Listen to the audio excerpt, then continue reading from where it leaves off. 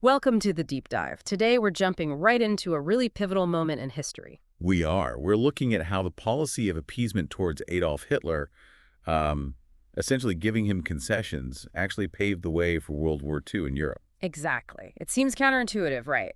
Trying to avoid war by giving in, but it backfired spectacularly. We're going to unpack the events and decisions to see why. It's a complex chain reaction, Hmm. so maybe it's best if we clarify some key terms first, just to make sure we're all on the same page. Good idea. Let's start with the Treaty of Versailles. This was the big agreement that officially ended World War I. Right, but it wasn't exactly gentle on Germany.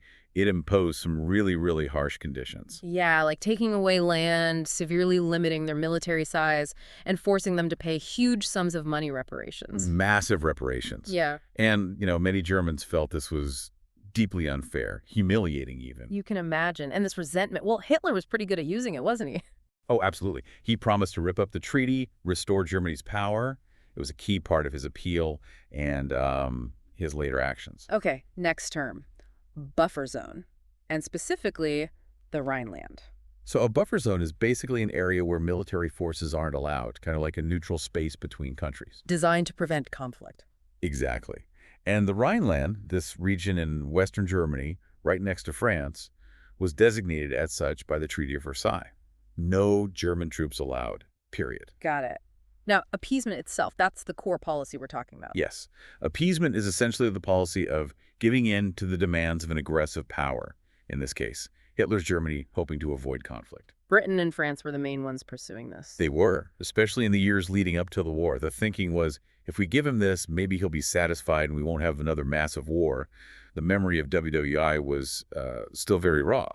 Understandable in a way. Then there are the Axis powers. Right. As Germany got more aggressive, it wasn't alone. It formed alliances, primarily with Italy and Japan.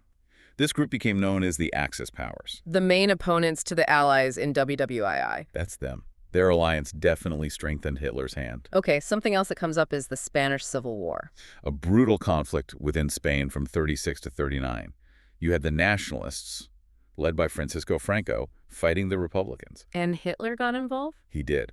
He supported Franco and the nationalists. This was useful for him. It helped a potential future ally. Plus, it gave Germany a chance to test its new military equipment and tactics. A sort of proving ground. Well, everyone else was distracted, maybe. That too. And speaking of Franco, he was the nationalist leader who eventually won and became Spain's dictator for decades. Right, and looming over all this is Hitler's grand vision. The Third Reich. Yeah, the Third Empire. This was Hitler's name for his regime, his vision of a powerful, expansive German state built on, frankly, racist ideology and a desire for dominance. He thought it would last 1,000 years. 1,000 years. That ambition alone is worrying. Then we have the Anschluss. German word. It means union or joining. Contextually, it refers to the forced annexation, the political union, of Austria by Germany in 1938. And this was another thing the Treaty of Versailles explicitly forbade, right? Absolutely forbidden.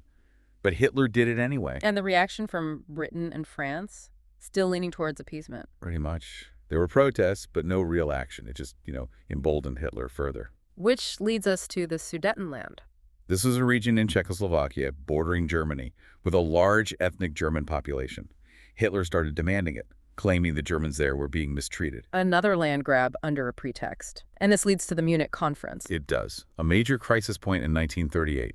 The leaders of Britain, France, Germany, and Italy met in Munich to try and resolve it. But Czechoslovakia, the country they were carving up, wasn't even invited. Unbelievably, no. They weren't at the table. And the outcome? Britain and France agreed to Hitler's demands. He got the Sudetenland. This is where British Prime Minister Neville Chamberlain came back claiming peace for our time. Famously, yes. It's often seen as the absolute peak and perhaps the ultimate failure of appeasement. They hoped this would finally satisfy Hitler. But it didn't. What was next? Well, after absorbing the rest of Czechoslovakia shortly after, Hitler turned his attention to Poland, specifically the Polish corridor. That strip of land separating Germany from East Prussia, giving Poland sea access? That's the one. He demanded it back. But this time, Britain and France finally drew a line. They warned him. Invade Poland, and it means war. Did Hitler believe them after Munich? It's hard to say for sure, but given how things had gone, he probably thought he could get away with it again.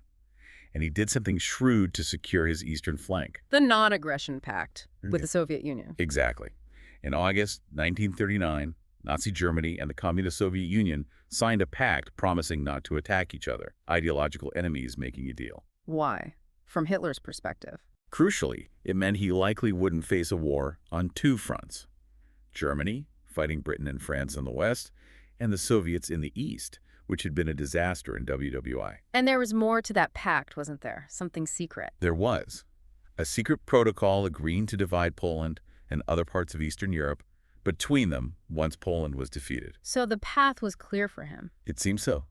And just days later, on September 1st, 1939, Germany invaded Poland. And this time, Britain and France. They declared war on Germany, appeasement was over, World War II in Europe had begun. So looking back, the very policy meant to prevent war seems to have, well, enabled it. That's the tragic irony.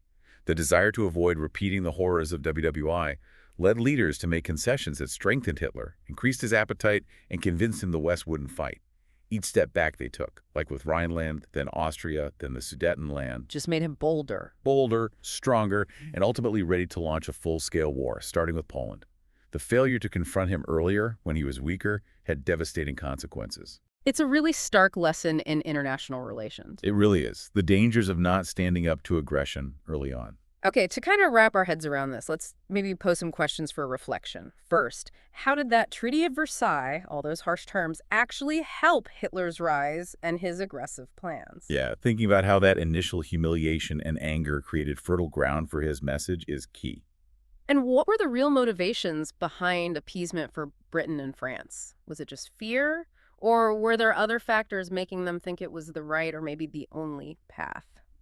Considering the post-WWI trauma, the economic situation, the desire for peace, it wasn't necessarily born from cowardice alone, though that's how it often looks in hindsight. Can you pinpoint, say, 2 or 3 really clear moments where Hitler just ignored the Treaty of Versailles, and what was the reaction each time?